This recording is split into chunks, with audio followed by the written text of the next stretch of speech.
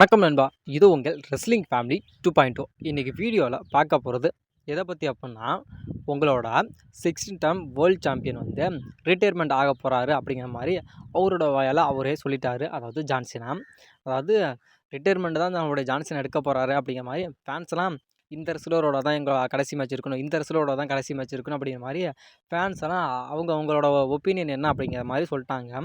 அதாவது ஜான்சினா வந்து இந்த ஆப்போனண்ட் கூட தான் மோதணும் அப்படிங்கிற மாதிரி ஃபேன்ஸ் சொல்கிறாங்க.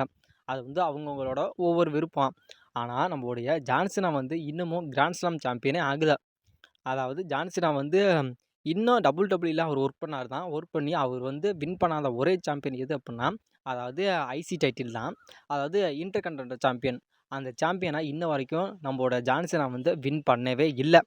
அந்த சாம்பியனை ஃபஸ்ட்டு நம்மளுடைய ஜான்சினா வின் பண்ணட்டும். வின் பண்ணால் தான் நம்மளுடைய ஜான்சினா வந்து கிராண்ட் ஸ்லாம் சாம்பியனே ஆக முடியும். அப்படி நம்மளுடைய ஜான்சினா வந்து அவரோட கெரியரில் வந்து இப்போ ரிட்டையர்மெண்ட் ஆக போகிறான்னு சொல்லிட்டாரு. அவர் வந்து இன்டர்கன்டினென்டல் சாம்பியனை மட்டும் அவர் வின் பண்ணாமல் போயிட்டார் அப்படின்னா, அதாவது நம்மளுடைய ஜான்சினா வந்து கிராண்ட் ஸ்லாம் சாம்பியன் ஆகவே முடியாது. ஏன்னா அவர் தான் ரிட்டையர்மெண்ட் ஆகிட்டானா அதுக்கப்புறம் அவர் எப்போ டபிள்யூடபிள்யூக்கு வந்து அவர் எப்போ ஃபியூடு போய் அவர் எப்போ வந்து அந்த ஐசி டைட்டிலை வின் பண்ணி கிராண்ட் ஸ்லாம் சாம்பியன் ஆகிறது.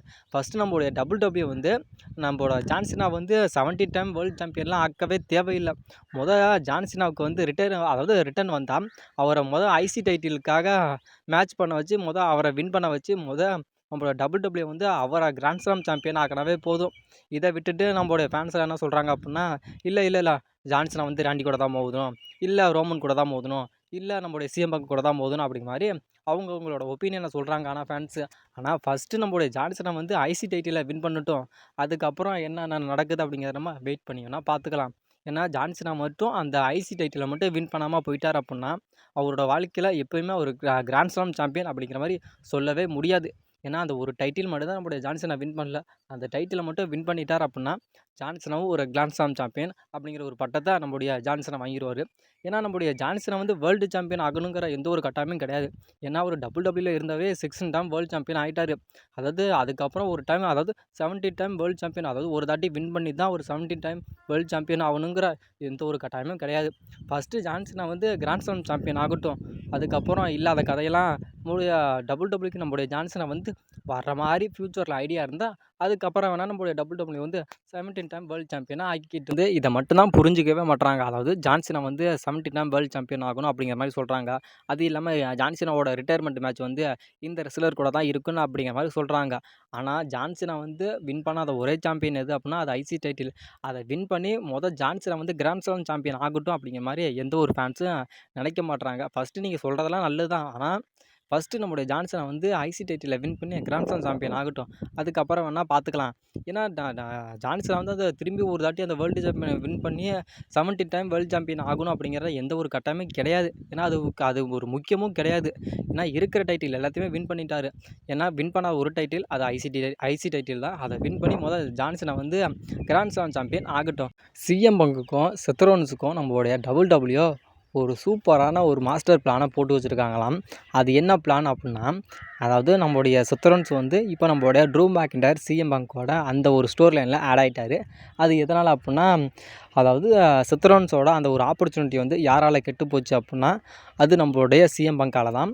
அதனால் நம்மளுடைய காண்டான நம்மளுடைய செத்ரோன்ஸ் வந்து அதாவது உன்னால தான் எனக்கான ஆப்பர்ச்சுனிட்டி வந்து கெட்டு போச்சு, நான் உனக்கு கண்டிப்பாக பழி வாங்குவேன் அப்படிங்கிற மாதிரி நம்மளுடைய செத்ரோன்ஸ் வந்து இப்போ சரியான கோவத்தில் இருக்கார் நம்மளுடைய சிஎம் பங்க் மேலே.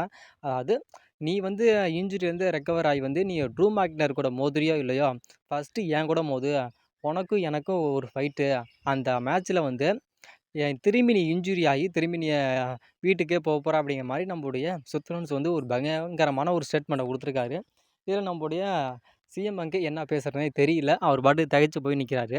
அதாவது இப்போ நம்மளுடைய சிஎம் பங்குக்கும் சரி, நம்மளுடைய ட்ரூ மேக்கினரும் சரி, இவங்களுக்கான ஒரு ஸ்டோர் லைன் அப்படிங்கிறது பயங்கரமாக போயிட்டுருக்கு.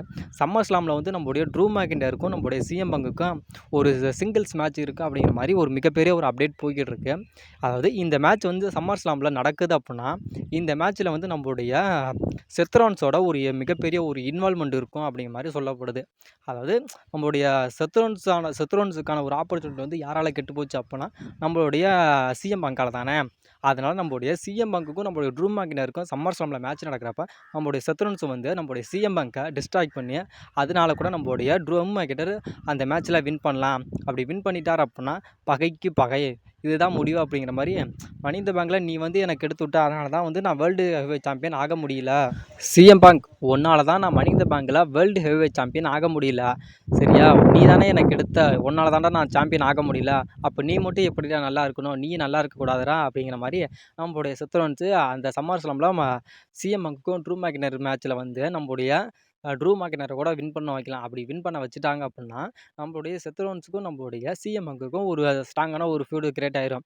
ஏன்னா மணி இந்த பேங்கில் வந்து நம்மளுடைய சிஎம் பங்க் போய் நம்மளுடைய அந்த மேட்ச்சில் ஒரு விதமான குழுவி பண்ணதுனால அதில் வந்து நம்மளுடைய செத்ரோன்ஸும் தோற்று போயிட்டார். இதே மேட்ச்சில் நம்மளுடைய செத்ரோன்ஸ் வந்து இதில் வந்து நம்மளுடைய சிஎம் பங்கை டிஸ்ட்ராக்ட் பண்ணிட்டாங்கன்னா நம்மளுடைய ட்ரூ மேக்னர் வின் பண்ணிடுவார். இதனால இவங்களுக்கான ஒரு ஸ்டோரி லைன் பில்டப் ஆகிரும். அப்படி ஒரு வேளை இது நடக்கலை அப்படின்னா நம்மளுடைய ட்ரூ மேக்னருக்கும் நம்மளுடைய சிஎம் பங்குக்கும் மேட்ச் நடக்குது அப்படின்னா இதில் நம்மளுடைய செத்ரோன்ஸ் கூட ஒரு ஸ்பெஷல் கெஸ்ட் ரெஃப்ரியாக வரலாம் அப்படிங்கிற மாதிரி சொல்லப்படுது. அப்படியே ஸ்பெஷல் கெஸ்ட் ரெஃப்ரியாக வந்தாலும் நம்மளுடைய செத்ரோன்ஸ் வந்து நம்மளுடைய ட்ரூ மேக்னருக்கு தான் ஃபேவராக செயல்படுவார் அப்படிங்கிற மாதிரி சொல்லப்படுது. ஏன்னா 2 விதமான பிளான் போகுதானா, அப்படி ஒருவேளை நம்மளுடைய ட்ரூ மேக்னருக்கும் நம்மளுடைய சிஎம் பங்குக்கும் மேட்ச் நடந்தால் இல்லை நம்மளுடைய செத்ரோன்ஸ் ஸ்பெஷல் கெஸ்ட் ரெஃப்ரியாக கூட இருக்கலாம், இல்லை இந்த மேட்ச்சில் ஏதாச்சும் டிஸ்ட்ராக்ட் பண்ணலாம். அப்படி இல்லாட்டியும் நம்மளுடைய சிஎம் பங்குக்கும் நம்மளுடைய ட்ரூ மேக்னருக்கும் கூட இவங்க 2 பேர்த்துக்கும் கூட சம்மர் ஸ்லாமில் மேட்ச் நடக்காது அப்படிங்கிற மாதிரி சொல்லப்படுது. அப்படியே ட்ரூக்கும் நம்மளுடைய சிஎம் பங்குக்கு சம்மர் ஸ்லாமில் மேட்ச் நடக்கல அப்படின்னா யாருக்கு நடக்கும் அப்படின்னா நம்மளுடைய செத்ரோன்ஸ்க்கும் நம்மளுடைய சிஎம் பங்கும் கூட சம்மர் ஸ்லாமில் மேட்ச் நடக்கிறதுக்கு வாய்ப்பு இருக்குது. ஏன்னா நம்மளுடைய செத்ரோன்ஸ் சொல்லியிருக்காரு, அதாவது நீ ட்ரூ மேக்னர் கூட மோதுறியோ இல்லையோ அதுக்கு முன்னாடி என் கூட மோதணும் அப்படிங்கிற மாதிரி நம்மளுடைய செத்ரோன்ஸ் சொல்லியிருக்காரு. அதனால கூட நம்மளுடைய சம்மர் ஸ்லாமில் கூட நம்மளுடைய செத்துக்கும் நம்மளுடைய சிஎம் பங்குக்கும் மேட்ச் நடக்கும். இந்த மேட்ச்சில் கூட நம்மளுடைய ட்ரூ மேக்னர் கூட வரலாம். அப்படி வந்து நம்மளுடைய இந்த மேட்ச்சில் ஒரு ஷாக்கிங்கில் வந்து 2 பேர்த்தையுமே அட்டாக் பண்ணுறனால, அது நம்மளுடைய சிஎம் பங்கை அட்டாக் பண்ணுறனால இந்த மேட்ச்சில் திரும்பி கூட நம்மளுடைய ட்ரூ மேக்னர் தோற்று போகலாம். அப்படி தோற்று போயிட்டார் அப்படின்னா நம்மளுடைய செத்ரோடுக்கும் சரி, நம்மளுடைய ட்ரூ மேக்னருக்கும் சரி, நம்ம சிஎம் பங்கும் சரி, இவங்களுக்கான ஒரு ஃபியூடு வந்து ரொம்பவும் ஸ்ட்ராங் ஆகிரும் அப்படிங்கிற மாதிரி சொல்லப்படுது. ஏன்னா முழுக்க முழுக்க நம்மளுடைய செத்ரோன்ஸ் வந்து இந்த ஸ்டோரி லைனில் ஆட் ஆகிட்டார். அதனால இவங்களுக்கான ஒரு ஃபியூடை கண்டிப்பாக செத்ரோன்ஸ் விசஸ் ட்ரூ மேக்னர் விசஸ் சிஎம் பங்குக்கான ஒரு ட்ரிபிள் த்ரெட் மேட்ச்சு ரெஸ்ல்மேனியா 41 நடக்கும் அப்படிங்கிற மாதிரி ஒரு மிகப்பெரிய ஒரு அப்டேட் போய்கிட்டு இருக்கு.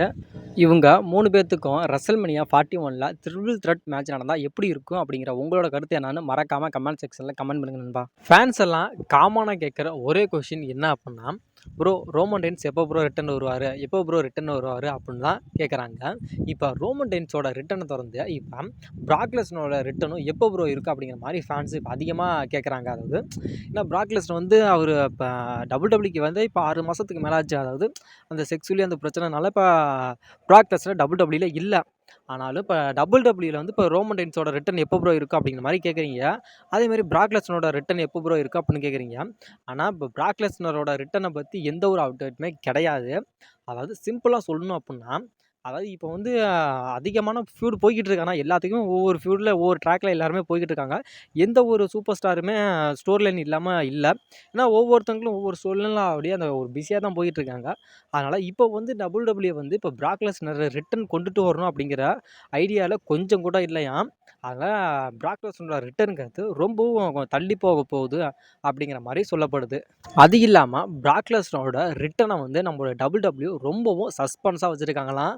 அதாவது நம்ம யாருமே எதிர்பார்க்காத ஒரு நேரத்தில் தான் நம்மளுடைய பிராக் லெஸ்னரோட ரிட்டன் இருக்க போதாம். ஏன்னா இப்போ அந்த செக்ஸுவலி அந்த பிரச்சனை இருக்குல்ல, அதனால் ஃபேன்ஸ் வந்து யாருமே எதிர்பார்க்காத நேரத்தில் ஏதாச்சும் ஒரு பேப்பர் இல்லை டக்குன்னு நம்மளுடைய பிராக் லெஸ்னரை ரிட்டன் கொண்டுட்டு வந்தோம் அப்படின்னா அந்த ரிட்டன் வந்ததை தான் நம்மளுடைய ஃபேன்ஸ்லாம் பேசுவாங்க. அதாவது ரோமான அந்த பிராக் லெஸ்னருக்கு அந்த பிரச்சனை இருந்துச்சுல, அது சுத்தமாக பேச மாட்டாங்க அப்படின்னு சொல்லப்படுது. அது இல்லாமல் பிராக் லெஸ்னரோட சஸ்பென்ஸுங்கிறது ரொம்பவும் பெருசாக இருக்கும் அப்படிங்கிற மாதிரி WWE சொல்கிறாங்க. ஆனால் பிராக் லெஸ்னர் வந்து இந்த பேப்பருக்கு தான் வருவார், இப்போ தான் வருவார் அப்படிங்கிற மாதிரி எந்த ஒரு அப்டேட்டும் கிடையாது. ஏன்னா இது வந்து WWE வந்து முன்னாடியே போட்டு வச்சது. அதாவது பிராக் லெஸ்னரோட ரிட்டன் வந்து ரொம்பவும் சஸ்பென்ஸாக இருக்கணும் அப்படிங்கிற மாதிரி போட்டு வச்சது. இப்போ ரோமன் ரெயின்ஸோட ரிட்டன் எப்போ இருக்குது அப்படின்னா எல்லாருமே என்ன சொல்கிறாங்க அப்படின்னா சம்மர் ஸ்லாமில் தான் இருக்கும். சம்மர் ஸ்லாம் வந்து கோடிக்கும் சோலோக்கும் அன்டிசிப்ளிட் WWE சாம்பியன்ஷிப் மேட்ச் நடக்க போகுது. இந்த மேட்ச்சில் தான் நம்மளுடைய ரோமன் ரெயின்ஸோட ரிட்டன் இருக்கும் அப்படிங்கிற மாதிரி சொல்லப்படுது. ஏன்னா பல ரெஸ்லிங் அப்சர்வர்களும் என்ன சொல்கிறாங்க அப்படின்னா ரோமன் ரெயின்ஸோட ரிட்டன் வந்து சம்மர் ஸ்லாமில் தான் இருக்க போகுது அப்படிங்கிற மாதிரி சொல்கிறாங்க. அதாவது ரோமன் ரெயின்ஸோட அப்டேட் இதுதான். அதாவது சம்மர் ஸ்லாமுக்கு தான் வருவார் அப்படிங்கிற மாதிரி சொல்லப்படுது. ஏன்னா பிராக் லெஸ்னரை பற்றி எந்த ஒரு அப்டேட்டும் இல்லை. அவர் பிராக் லெஸ்னர் ரிட்டர்ன் வராரு அப்படின்னா யாருமே எதிர்பார்க்காதமா சஸ்பென்ஸாக தான் ரிட்டர்ன் வருவார். அப்படியே வீடியோ பிடிச்சிருந்துச்சுன்னா வீடியோக்கு ஒரு லைக் பண்ணிட்டு நம்ம சேனலை மறக்காமல் சப்ஸ்கிரைபர் பண்ணுங்க நண்பா. ஏன்னா வீடியோ பார்க்குற நண்பர்கள் பாதி பேர் வீடியோக்கு லைக் பண்ணவே மாட்டேங்கிறீங்க. உங்களோட பொண்ணான கையால் ஒரு லைக்கை அந்த வீடியோவுக்கு போட்டு விடுங்க நண்பா.